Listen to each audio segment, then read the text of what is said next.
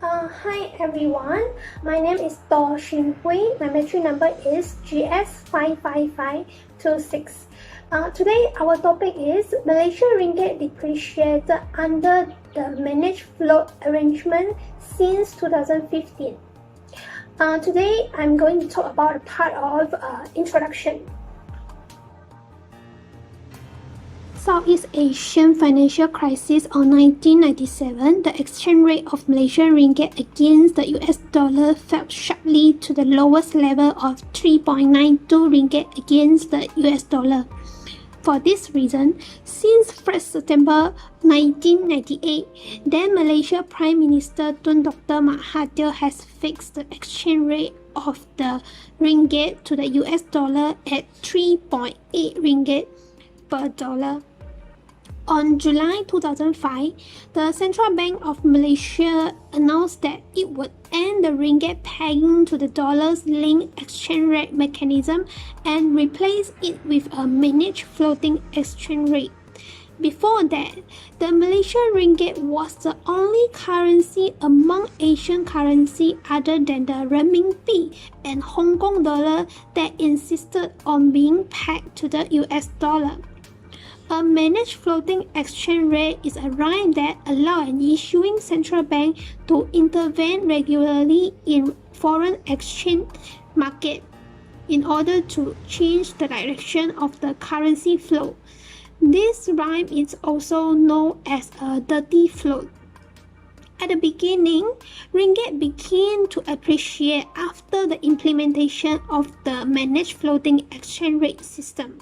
However, since 2015, it fell sharply to 4.28 ringgit per US dollar. And in recent years, the ringgit has continued to depreciate. Hello, doctor. My name is Hu Cong. My matrix number is GS55978. I'm Group 5 members. Our group topic is Malaysia Ringgit depreciated under the managed float arrangement since 2015. And I'm responsible for the data part. Let's continue to the next part, data. Since October 2015, the ringgit has recently suffered a large decline against most world currencies. And in order to understand why caused this situation, we used Google to search information and some related academic reports. We found that there were many factors affecting the exchange rate, such as balance of payment, CPI, interest rate, economic growth rate, government expenditure, foreign exchange reserve, etc. A doctor named Mohan Awisbi published an article named on the Malaysia Ringgit exchange rate determination and recent depreciation. In this study, based on the theory of the exchange rate determination, he tested for a long-run relationship between both indexed of ringgit US dollar and ringgit pounds against the differential interest rate, differential money supply price of the world crude oil and goods and service tax. He ran an autoregressive distributed lag model. He used monthly data spanning from the January 2010 to the January 2017 with a total of 85 data points for each variable. So we decided to modify and imitate his model to achieve the research objective. We want to use the multiple linear regression model and autoregressive distributed lag model to explain the volatility of the Malaysia's exchange rate from 2015 to the 2019. We collected data including the ringgit foreign exchange rate, interest rate, CPI, GDP growth rate, money supply, world crude oil price, the government expenditure. And look at this chart. It shows the exchange rate movement of the ringgit. The ringgit exchange rate changed from around 3.5 in January 2015 to about 4.1 in December 2019. The highest value is around 4.49 and the lowest value is 3.49. The monthly data for exchange rate, interest rate, and money supply for Malaysia were adopted from Bumbler Bank Nagara, and the Asian Development Center. The other data was collected from the Federal Reserve Economic Data and OECD data banks. Okay, that's all. Hi, I am Andi Alfahaini, metric number GS52583. I will be presenting the factors that affecting Malaysian ringgit depreciations under the managed float arrangement starting 2015.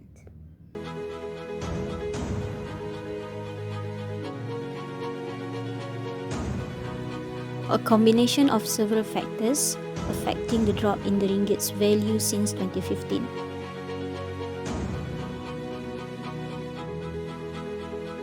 Firstly, the lower value of oil. As oil is one of Malaysia's main exports, the declining price of crude oil, especially in a Brent crude oil, of 38% from its June 2014 high is affecting the currency. In June 2015, Bloomberg reported that the world is facing its longest oil glut in 3 decades as supply continues to outpace demand. On that time, OPEC, or by the organizations of the petroleum exporting countries, has so far declined to cut back on its production of oil too. Thus, oil prices have fallen because supply has been exceeding demand, mostly due to high productions of oil in US. The decline in ringgit since 2015 also somehow related to the political uncertainty in Malaysia. Since 2015, the new landscape of political have grown, and the most popular issue that time was related to One Malaysia Development Berhad, 1MDB. The controversy over allegation concerning Prime Minister have impacted political uncertainty as well, and calls for the Prime Minister resignation also have ground. So thus investor confidence in Malaysia was further dampened as uncertainties over the future path. So as we know, questions over Malaysia's 1MDB debts have gained global attention on that time. This is also have affected confidence in the ringgit. The falling value of the ringgit in June 2015 has also been attributed to the prospect of the US increasing its interest rates. Besides the lower value of oil and political uncertainty, strength in US economy also affected depreciations in ringgit. Strengthening in US economy drawing anticipations of a tightening monetary policy by the Federal Reserve in that year that leads to a continued increase in the USD as the greenback further strengthened throughout 2015. That's all from me. Thank you. Hi, I am Nurul Shahida. I will present the impact of money deficit. What is inflation? The increases of price of goods or services over time. So the impact of change the regime of exchange rate. Based on the graph, we can see the difference between fixed and float arrangement. On 1998, the inflation rate peaked at the highest value of the inflation rate, which is 5.27%. After change to the fixed exchange rate regime from 1998 to 2005, we can see the inflation rate dropped to below than 2%, the lowest at 2003 with 1.09%. After 2005, under the managed float arrangement, the graph showed the inflation rate rise again. The highest is on 2008, the inflation rate was 5.44%. High inflation rate tend to cause uncertainty leading to less investment.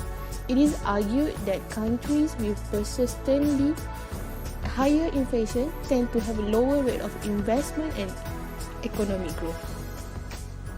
Second point is public debt.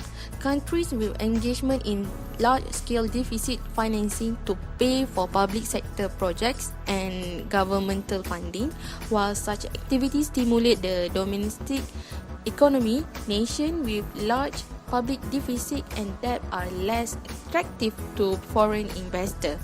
A large debt may prove worrisome to foreigners if they believe the country risks defaulting on its obligation. If a government is not able to service in deficit through domestic, means selling the domestic bond or increase the money supply, then it must increase the supply of security for sale to foreigners, thereby lowering the price. And last point is future of the ringgit. A declining exchange rate obviously decreases the purchasing power of income and capital gain derived from any return. Moreover, the exchange rate influences other income factors such as interest rate, inflation, and even capital gain from domestic security. Negative perception and sentiment can really damage the value of a currency, which will cause a concern among businesses and investors. The current depreciation of the ringgit should remain for a year. However, due to the low debt to GDP ratios and high saving rates, the immediate effect are on export and inflation. For a country with a depreciated currency, export will increase in relation to import as export become cheaper and imports become more expensive. Hello everyone, my name is Wang Zihang. My train number is about the GS56278. Next is for my part. I will talk about the conclusion and the suggestion. Thank you for listening. Overall, since October 2015, the ringgit have fallen sharply against most currencies in the world. Faced with the decline in the ringgit, the central bank responded to a series of the events, changing the earlier monetary policies, such as policy rate and reserve requirements, and intervening in the foreign exchange market to mitigate the fluctuations of ringgit. One of the main reasons for the sharp fall of ringgit is the deterioration of international economic environment. The United States is undergoing a global financial crisis and a large-scale monetary easing place. The flow of monetary easing superior to other developed countries. As a result, capital have flooded emerging nations, including Malaysia. Since then, the United States have suspended monetary easing policies, leading to Malaysia's capital outflow and decline in ringgit. Based on those, we believe that foreign exchange reserves are the best asset to support a country's current value and the best guarantee to support a country's currency value. The more foreign exchange reserves a country has, the stronger its current value, and conversely, the weak is the current value, and attract foreign investment. Malaysia needs to work hard to attract foreign direct investment to maintain the healthy value of the ringgit. It is time to embark on a long-term project to make Malaysia's asset and resource more attractive to foreign investment. If we want to make the investment environment more attractive, we must to stabilize the political climate of country, consider it to be stable. The inflow of more foreign investment will increase the demand for ringgit and maximize the wealth of country. That's all. Thank you for listening. Conclusion is the success of the Malaysian economy requires the integration of many elements. A single element or solution is not enough. However, there are many core elements that can be combined in the right way for the country to succeed. Exchange rate is one of the important elements.